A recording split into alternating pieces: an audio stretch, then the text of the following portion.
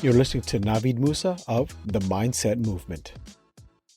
Good day, good people. My name is Navid Moosa. I'm your host today and always for Mr. Save Your Home, Becoming an Agent Tour. First time listeners, thanks for tuning in. I really appreciate your time. So does my team. We know there's a lot of information out there, yet you choose to listen to this podcast, and we are greatly honored by that. And for you loyal listeners, we love you guys. We're honored that you guys are continuing to listen to us. Please, if you like what you hear, share, subscribe, hit that like button. If you do not like it, come back a second time and give us a chance. Or feel free to email us and let us know why you don't like it. And maybe we can always improve. We're not perfect here. We don't claim to be, at least not on Saturdays and Sundays. So let's get into it. There's no fluff. We go right into it right away. So having said that, today's topic is happy versus healthy. Is happiness equal to healthy? When you hear that question, the immediate response is, yeah, if you're healthy, you're happy. That sounds right. However, remember, the purpose of this podcast is to talk to the entrepreneurs, to talk to the people who want to have more control of their life,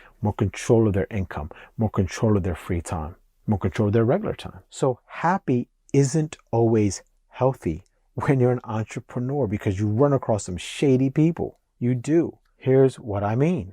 There are people out there, either we know them personally or we've seen on TV, who are greedy. And what makes them happy is the greed. How is greed healthy? It's not. But greed makes them happy. You follow me here? There are people who at all costs just want to make themselves happy. Damn what happens to you as long as they get what they want. And that's that greed. But they're happy as a clam, happy as a pig and shit. They're happy. That can't be healthy, not even for the long term. When you keep wanting more and more and more, when does it stop? That greed eventually consumes you. And we have to be careful, because that drive that wants us to be an entrepreneur, that same drive could turn us to greed. So we have to put us into check. We have to put ourselves into check. We need to surround ourselves with people who put us into that check. I was watching Kevin Hart's Netflix series, Don't F This Up. And it was, I don't know which episode it was or whatever. It's a great series, by the way. I watch it every week over and over again. He was going on before a show, and several of his crew around him, they were basically just kind of talking smack, saying, yeah, he kind of slipped off. He's not as good as he used to be and stuff like that. And he says, you see this? This is what I keep around me to keep myself grounded. And kudos to that man, because that's what he's recognized, that he has the ability or disability to drink his own Kool-Aid, and that he is the defiant one, basically, and that he knows that he can get out of control. So he surrounds himself with people who put him in check in a respectful manner, right? But can you imagine what it takes for you to, the amount of humility that takes for you to admit that yes, I'm self-employed, and yes, I employ these people, and yes, it was my hard work and dedication, my time and my grind that got me here, but I know I can be better. Not just better at whatever it is I'm doing as an entrepreneur, but being better as someone who's now accepted this role of a provider. Because remember, when you're an entrepreneur, your plans are usually to be someone who provides for yourself and your family, and you get to a point where you start having employees, and now your employees rely on you. You're their provider. I can't tell you how many times I just wanted to call it quits, but I'm like, damn, I can't. I have so-and-so relies on me. I've got several people who feed their families and pay their mortgages and their car notes because of me. So I can't quit.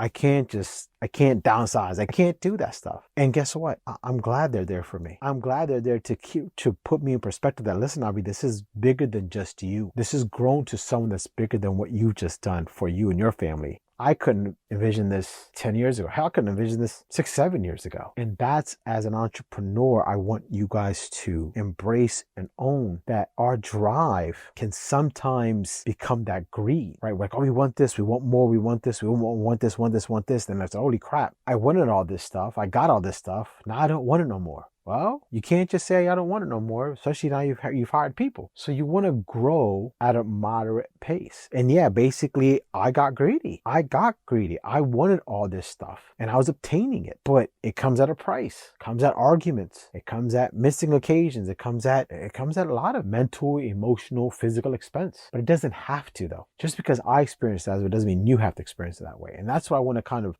put out there to the universe and put to this podcast is that you guys don't have to go through some of the BS I went through. It doesn't matter. Yeah, I invest in real estate and that's how I make my living. You don't have to be an entrepreneur and be in real estate. You can be whatever you want to do. But greed is everywhere, unfortunately. And a lot of us need to just understand that it's not just money. When we say greed, our ego could get so big, that gets greed. Our lust for things that we shouldn't lust for, that can get us into bad situations. It's everywhere. Greed's around us. So we need to understand and just kind of hone in and be like, okay, just kind of slow down here and let me think. If I go down this path, am I ready to finish the task? Or if I go down this path, what's it going to create? So plan everything accordingly. Look at what your options are. Look at what you really want to obtain and why you want to obtain them. Not saying you don't go hard. Not saying that at all. But do it with a plan. Do it the best plan you can create. Talk to somebody about it. Bounce some ideas off them. Get ready to hear things you don't want to hear. It's going to happen. But it's these things that kind of keep us humble and keep us down and avoid that path of greed. And so we want to be happy and we want to be healthy, but we don't want to be greedy. We don't want to be selfish. We don't want to consume ourselves with this entrepreneurial lifestyle. Well, it basically imprisons us from what makes us happy and what makes us healthy. At the end of the day, it's all about your mind, all about your mindset. And so happy can be healthy. And I hope that's the path that you decide to choose. That's what I got for y'all this week. My name is Navid Moosa. Thanks for tuning in. As always, what do I say? Never chase the money. Always chase the deal. Do right by the client and everything else will fall into place. Thanks a lot, guys. Enjoy. Have a good one.